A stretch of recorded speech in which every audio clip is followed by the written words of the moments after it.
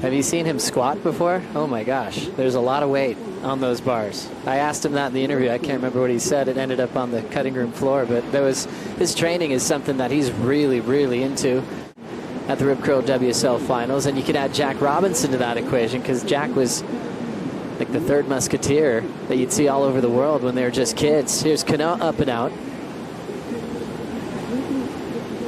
Looks like we've got a little weather change out there. We got a little bit of switch on the winds as well, blowing more into the right. So that's going to be interesting to see those, mostly the regular footers, trying to identify those ramps and maybe getting some airtime. Wow, all the fans with umbrellas well prepared, and others are running for the activation site. This last week or so, and even beyond, when the surf was pumping before it started, he was, I felt like, the best in the free surf.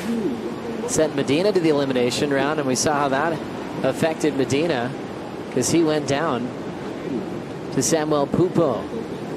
Callum Robson slides out on his finishing move. Let's see what happened here.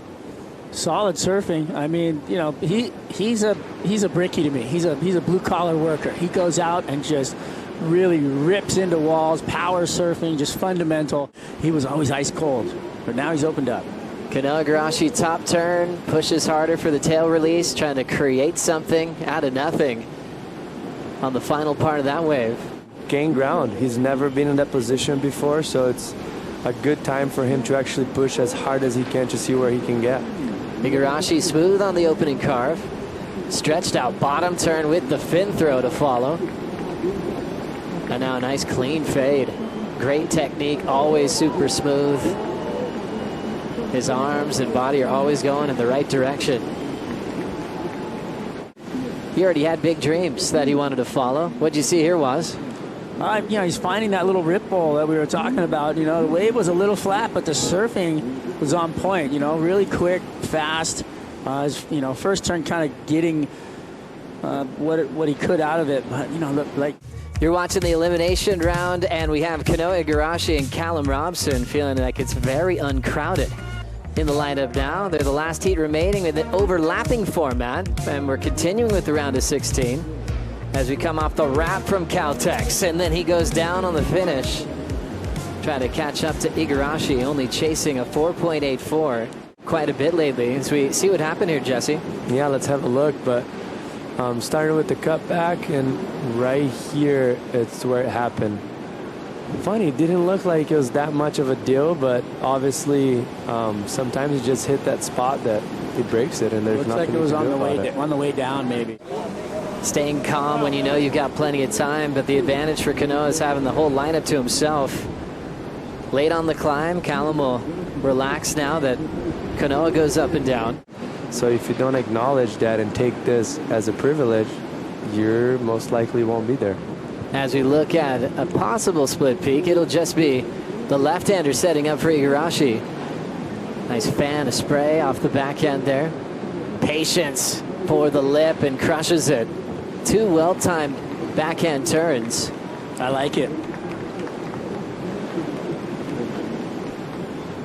And he might get a little tap in here.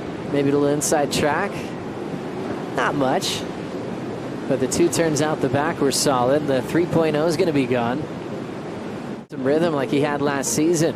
What'd you like about it, Strider? Well, he waited. He had the patience to let the wave build, right? He did it twice. And to identify it and to actually meet that at the same time is out here in this like atmosphere with rain, wind, backwash, tide, everything coming into it.